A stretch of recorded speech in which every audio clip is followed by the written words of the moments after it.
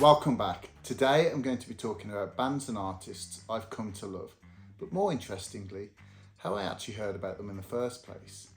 First up, we have a band you might have heard of. I first saw them in 2002 and they supported my favourite band, the Wild Hearts. They played Dudley JBs and they were a band called The Darkness. Yes, you've heard of Permission to Land. This album came out a year later in 2003. So I first got to see them before they blew up, which was incredible. You knew at the time there was something special going on. It was such an incredible experience, but little did I know what was to come. In turn of events, in 2004, the Wild Hearts ended up supporting The Darkness on their European and American tours. They also did a second album called One Way Ticket to Hell, which controversially I think is better. Just my opinion. It might be that, like any classic album, you become so familiar with it, it loses its, I don't know, its playability a bit because you played it to death. Whereas this album, there's just tracks on there that really stand out for me, like One Way Ticket, the title track, Knockers, Is It Just Me, Hazel Eyes, English Country Garden.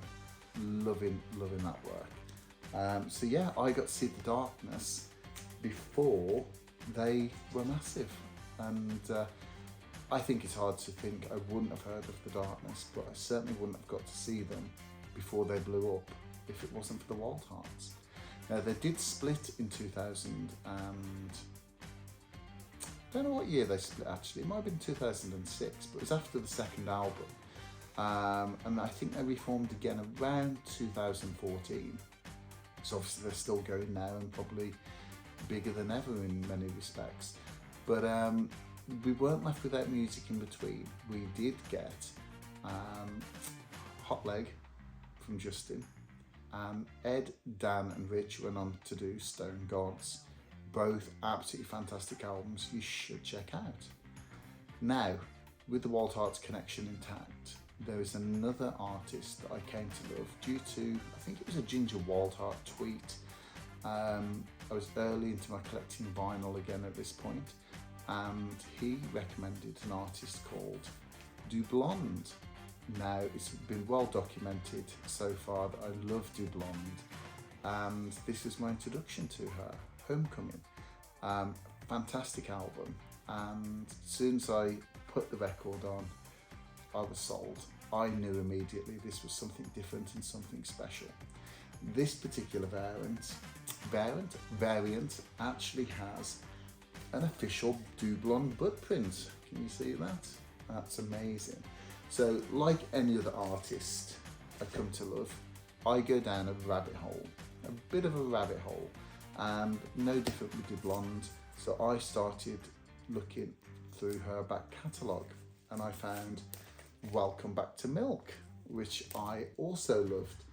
Great tracks such as After the Show, Hunter, 4 in the Morning. It's just a cracking album, absolutely cracking album. But it didn't stop there. Before that, she also had Lung Bread for Daddy. This was her first outing as Du Blonde, I believe. Yes, great album yet again. And I was like, oh, no more Du Blonde to explore. But I was wrong, sort of. It turns out Beth actually had a career prior to Du Blonde under her own name, Beth Jeans Houghton, and the Hooves of Destiny. And this album is called Yours Truly, Cellophane Noise. It's quite a different sound to Du Blonde, but no less good. It's amazing. I put this on and smiled ear to ear when I heard this. This is fantastic. It's a real treat. Go and listen to this. So, as with the way collectors go, I then hunted down everything I could find that was Beth Jeans Houghton. I have a CD, I think, sampler here. I have another single release. Hot Toast Volume 1 that was. Hot Toast Volume 1. 7-inch single. Now I remember Beth telling me, I believe her brother drew that illustration, which is really cool. I think that's a baby Beth. Tiger-headed Beth. And 2 picture discs which she kindly signed for me. I have met Beth a few times and she's absolutely lovely. Just put those there. She's absolutely lovely. Oh, pardon me. She's absolutely lovely. So yeah, big fan of Beth, and her last album, Sniff More Gritty, personally my favourite. I just think it's knockout. And she's got a new live album coming soon. Probably out by the time you see this video. Live at the Portland Arms, so go check that out. Also, when I've seen Beth live, I came across another lady in her band called Cortney Dixon. Now, I bought this when I saw Beth promoting Cortney prior to seeing her in her... No, I had seen her in a band. That's right. But Cortney's an artist in her own right, and she released this EP, Hazard a Guess, which is fantastic. Lots of catchy tracks like Little Big Sister. What's the other one? If you love somebody, don't fuck it up. That's it.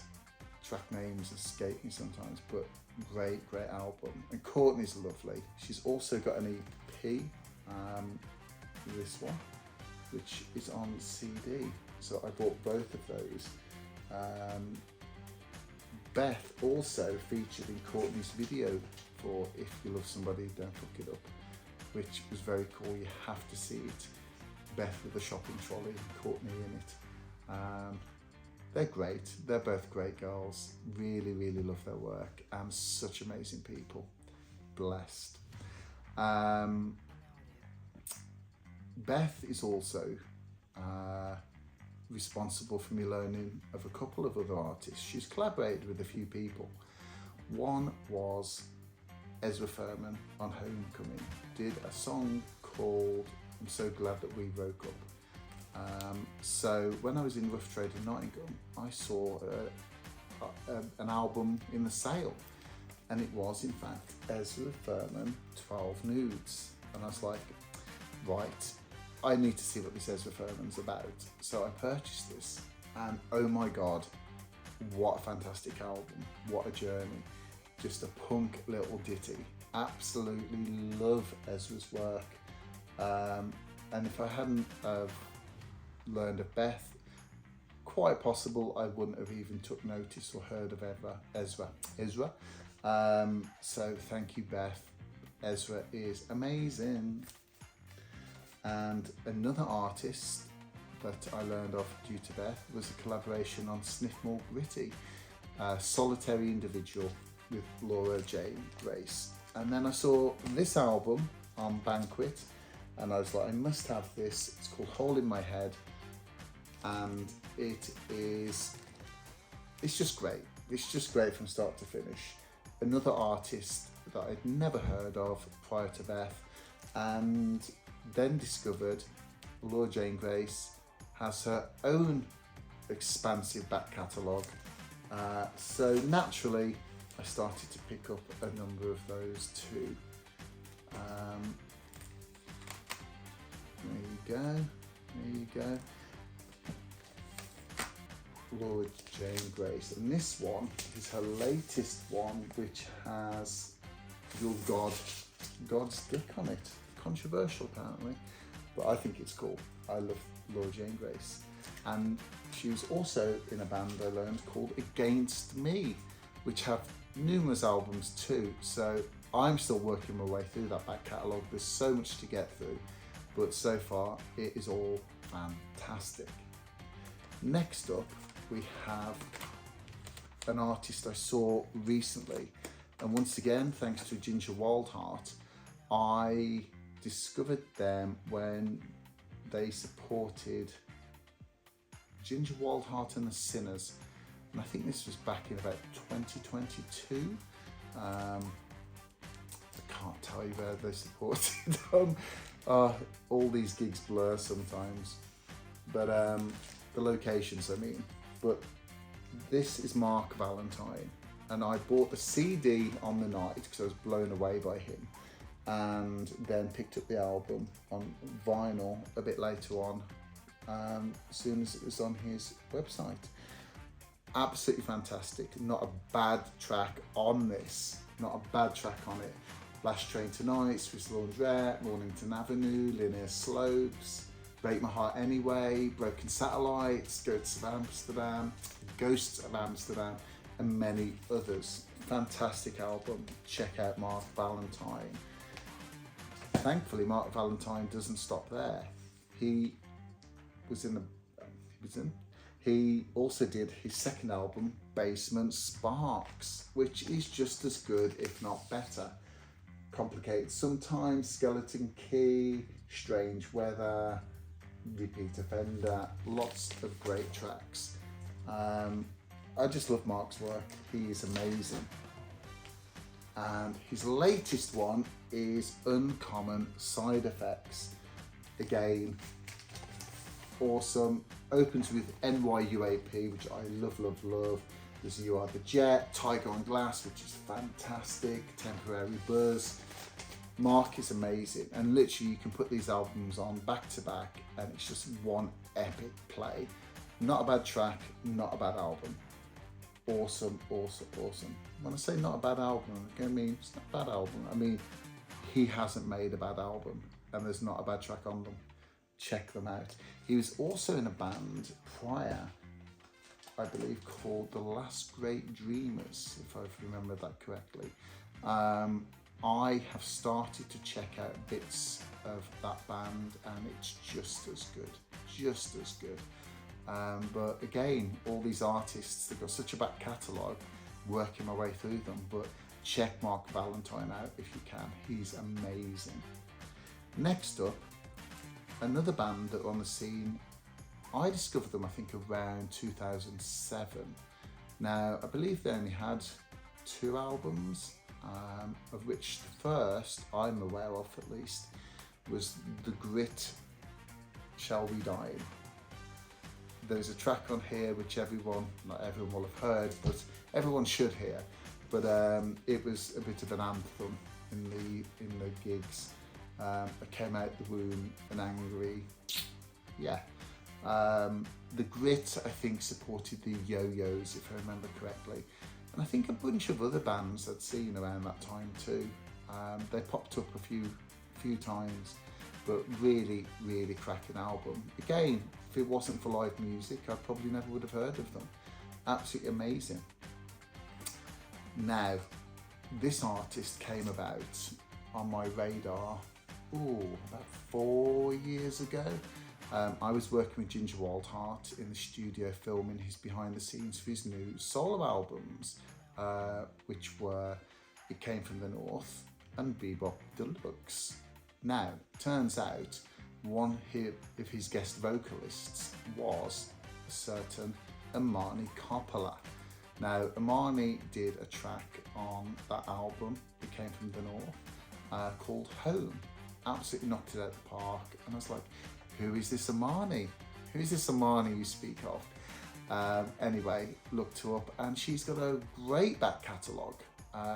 She is an indie artist, and I immediately went onto Spotify and started listening to whatever popped up really. And the album that I immediately tried and resonated with was The Protagonist. This is fantastic. Absolutely love Imani Coppola and The Protagonist.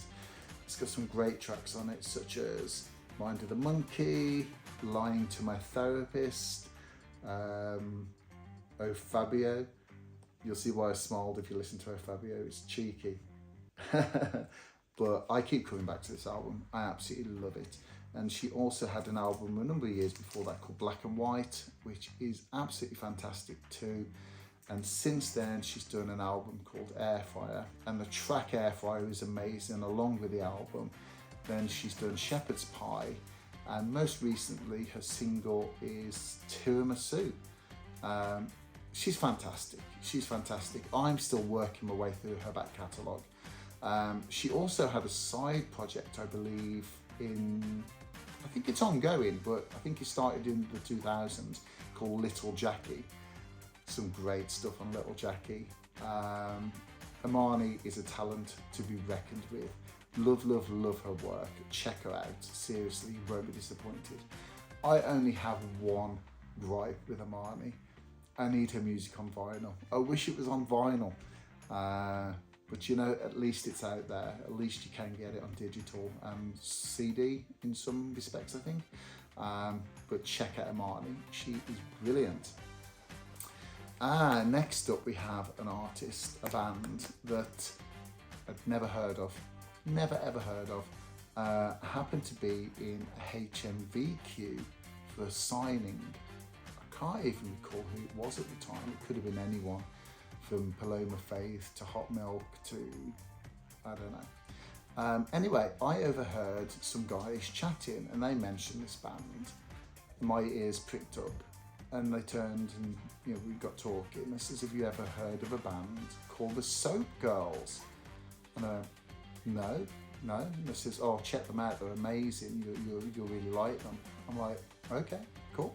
So kept an eye out, and then I saw one year they were performing in New York, I think it was. So this would have been about 2024. So I was like, right, I'm not too far from York that night. I'll go down and see what the fuss is about. So I did, paid my money, and I went to the venue, and on stage walked two beautiful women wearing long fur coats covered in rock patches like Kiss and Sex Pistols, etc. And these big wigs. And I was like, oh my gosh, what is this? And they had their guitars and their high heels. Anyway, Millie took her heels off and went barefoot. I think she had heels or boots, can't remember. And they continued to blow me away that night. It's like, oh my God, what is this? This is amazing. Not only did they look incredible, they sound incredible. Their songs are so catchy, so much attitude and aggression and just really infectious music. I was like, wow. So afterwards, as all good artists do, they hanging out with fans. They're really great with their fans. And they stood chatting, and I bought an album in my skin. I thought, I'm gonna go home and listen to this. And I had a nice chat with them. They monikered me Jason Momoa and signed my album. You see that? I always get Jason Momoa, so the fact that they latched onto that as well, I was like, cool, I can live with that. So yeah, went home, thoroughly enjoyed it, and I was like, well, that won't be the last time I see them. I need to go and see them again. And I don't think they toured for a good while. I think a year or so. But then last year, I caught them again. So went and bought their entire back catalogue at the gig. So this one is Elephant in the Room. This one is Society's Rejects, that is correct. And Calls for Rebellion, and their single Breathe, with me on the front. Not me. And Millie on the disc. Yay. Love me and love Millie. And can I get it in? I can't get it in. There we go, back in the hole. So they are great. They kindly signed them for me, as you can see. And I had a good old chat with them. Little did I know, a few months later, because I couldn't make it to a Japan gig because I was living in Bangkok and I had to go back to the UK, but I rerouted and went to Belgium on my way back. I nearly got confused. I confused it with Bulgaria. It wasn't Bulgaria, it was Belgium. I went to Belgium on the way back to go and see them, and what a great night. What a great night that was. Playing games in the bar, with all the Belgian locals lifting chairs and hammering nails into wood. It was such a laugh, and the girls were so good. It was so good to see them again. Yeah, amazing memories. You know, when you just do something out of the blue spontaneously and it ends up being one of the memories that lives with you forever. That is one of them. Then a few days later, I went to see them supporting Wednesday 13. So I was already off to see Wednesday 13, and when I heard the Soap Girls were supporting them, I was like, oh my God, how much better can my life get? Two of my favourite artists on the same bill.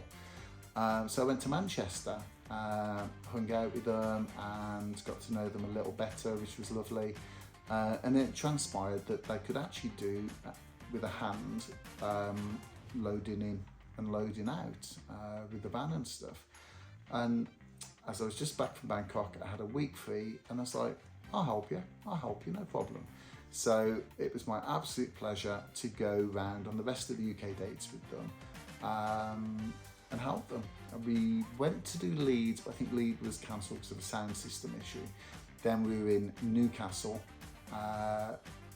Glasgow, I'm sure it was Glasgow, Scotland, and then finally Hull on the last night. I had such a good time, and I felt so privileged to just be part of their bubble for a week and help in some small way. It was really special to be welcomed and included like that. And you know, they're friends, they've become really good friends, and I wish them all the best. Hope to see them again this year, hopefully. I think they're currently touring the States, and I think they've got a new album coming this year, which I'm really excited for. But I'm going back to Bangkok soon, so maybe I'll see them in Asia, or maybe I'll catch them again in the UK at some point. I don't know, but hopefully soon. Next up is an artist that I'd never heard of until my mate mentioned them. It was a couple of years ago. He goes, are you going to go and see Griff at the HMV Vault? It's like, who's Griff? I have no idea who Griff is. And I was like, well, do you know what? If I'm free, I'll come, see what it's about. Anyway, she was doing an acoustic performance and a signing. So I went along, and wow, you know when just someone takes your breath away? She was incredible. Beautiful songs that just instantly hooked you. And I was like, okay, I'm sold. And I got to meet her afterwards when she did the signing, and what a lovely girl. Such a nice lady. I had this album signed by her, to Mark. Love Griff. Love. So again, what I always do, once I've seen, I put the little CD thing in there. Oh, there you go, she signed a CD for me too. Isn't that sweet? What I always do with these artists, as I've said, back catalogue, and I found out she had this EP. It is called One Foot in Front of the Other. There you go. I've noticed as I get older, track titles and album names start to escape me. Sad reality of aging, I feel. But just as good as the album. Same vein, just absolutely love it.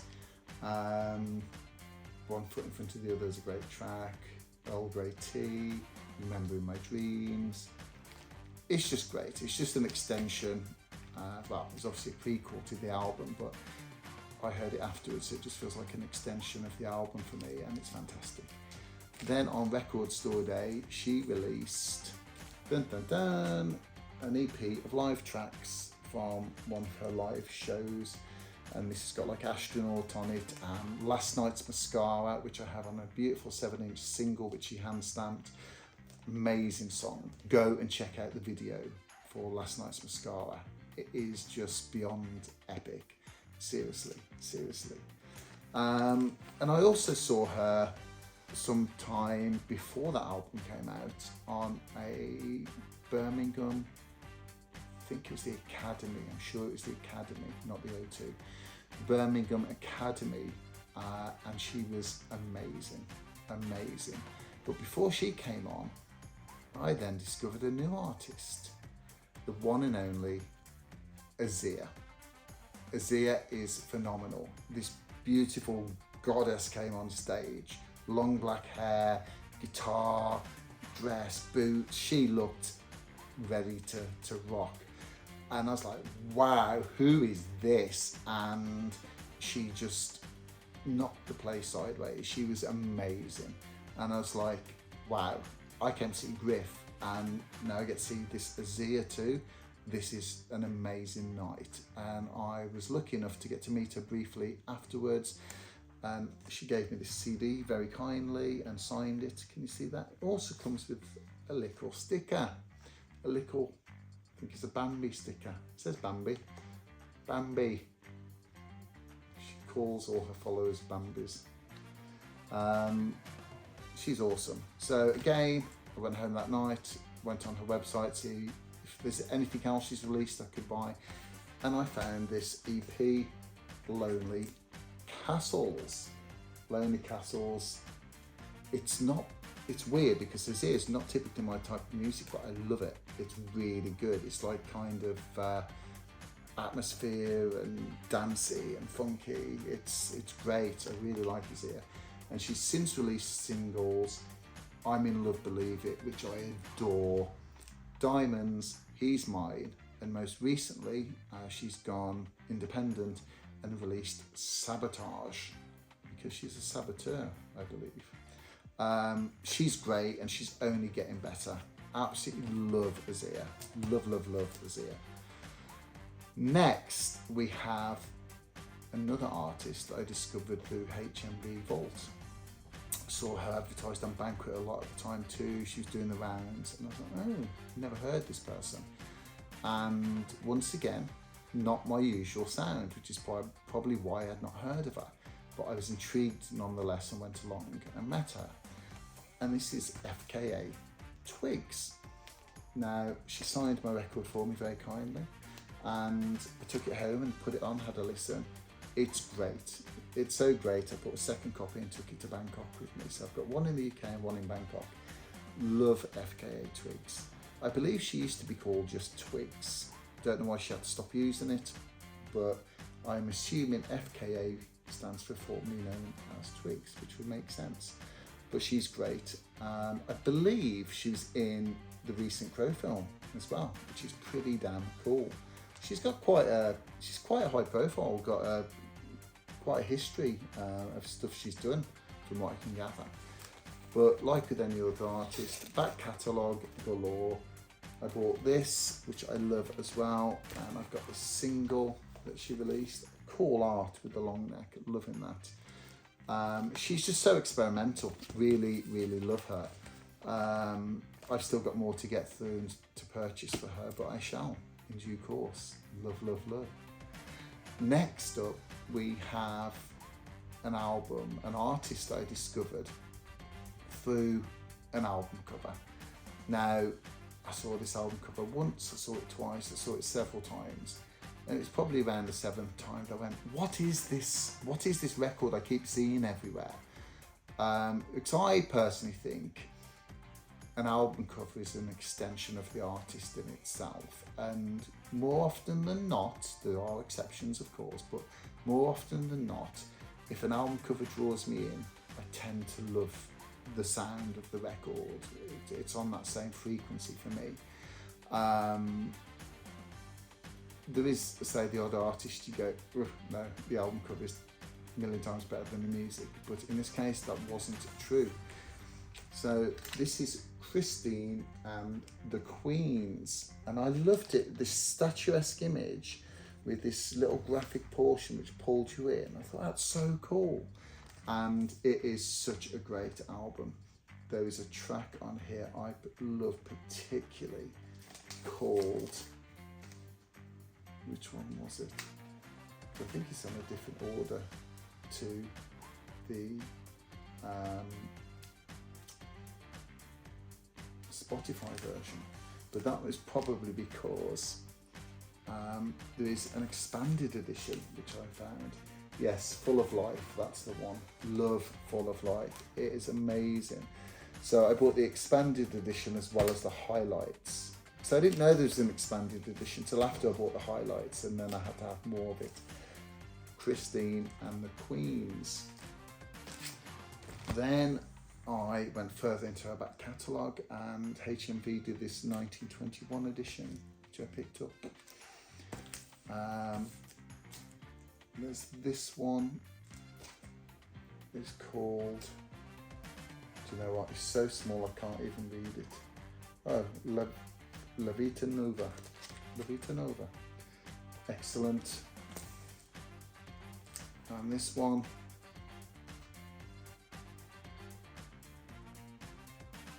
Red Car.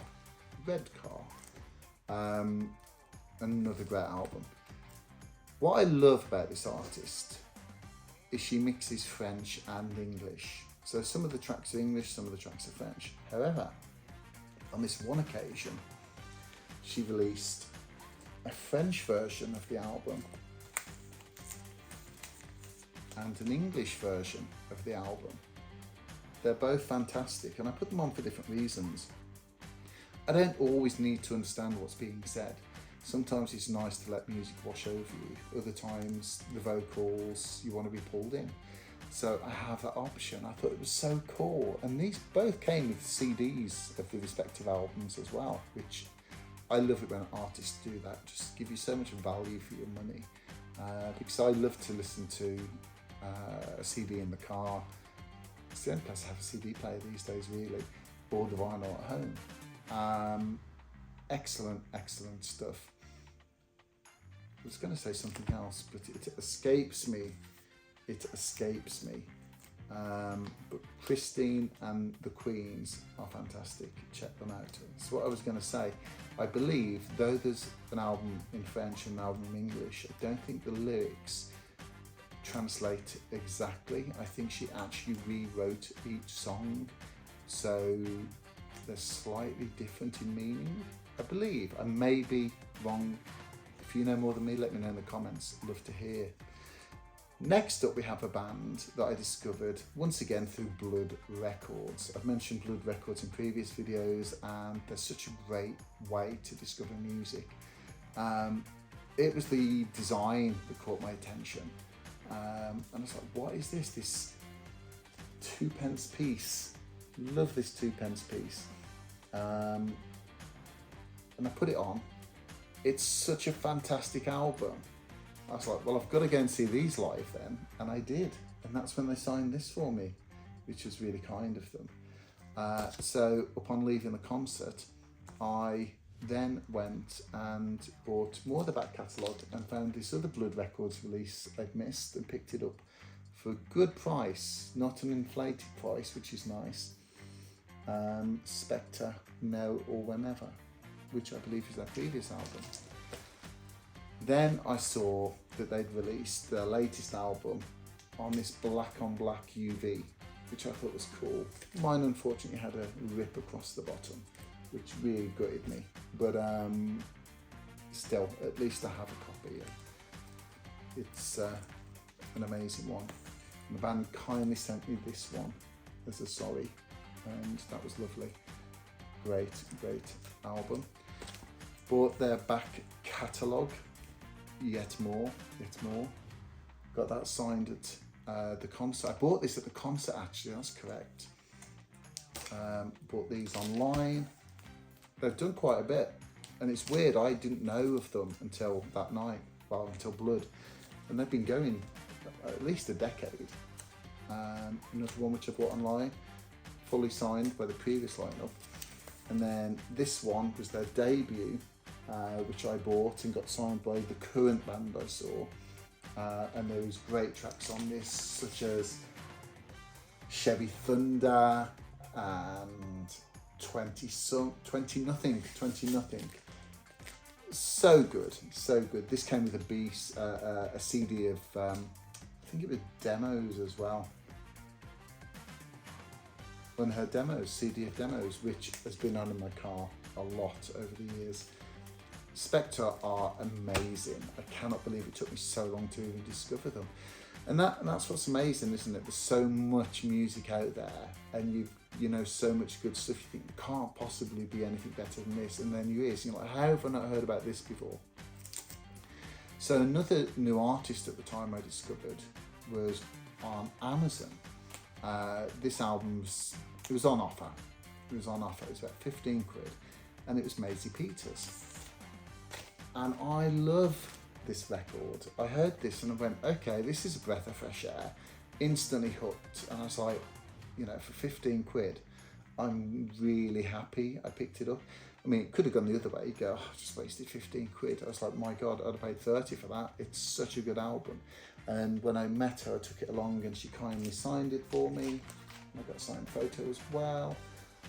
Absolutely fantastic. Love Maisie Peters. And she's since released another couple of records, which are great. This album, this artist, this band, I discovered them through an Instagram meme. Their music was being used on a track. No, their music track was being used on a meme. I can't tell you the meme, but I can tell you the song, and that's what's important. Flora, and the song on here, You're Somebody Else. Amazing. On Spotify, that track isn't actually on this album. For some reason it's listed as a separate single, but I defy you not to put on that track and love it. So I bought the whole album on the strength of that track and was not disappointed. Such a good record. So immediately I was like, what else can I get by Flora on vinyl? And as I discovered, Flora on vinyl is not that easy to come by, but they did have this one, Our Generation, which I have played to death. For me, this is even better than the one I bought previous. I think this album came before the first one I bought. What a record. What a record from start to finish. Not a bad track. His and her vocals are just, they're beauty to the ears, they really are. Do yourself a favour and listen to Flora. Now, the last artist I'm going to tell you about, again, I discovered through a meme. Can't remember the meme, not specifically anyway, but I remember the track. And it was by an artist I'd never heard of called Roky Erickson. And the track was I Think of Demons. I love this record because it's all kind of horror. Horror's the wrong word. It's called the Evil One record, but there's a sound to it. It's such a cool sound. And there's tracks on here called Two-Headed Dog, I Walked with a Zombie, not the Wednesday one obviously, Sputnik, Creature of the Atom, Mine. Amazing album. I've had this on repeat for years. And it was only recently that I went, well, what else has Roky Erickson done? He must have done something. And of course he has. He's done a lot. He was also in a band, 11th Story Elevators, something like that, which are also fantastic. But I found a singer-songwriter album he did. All That May Do My Rhyme. This is the one. What a fantastic album. I've listened to this on repeat since I've had it. Absolutely love this. Songs like Starry Eyes and what's another one? Don't Slander Me. Awesome tracks. Do yourself a favour and discover Roky Erickson. He's absolutely amazing. So I've got two Roky Erickson albums that sound completely different, which is another thing I love about artists, is when they don't just do the same thing again. All these artists are my recommendations. Check them out. This is a recommendation video. I found them in my way. I hope this video may help you find them too.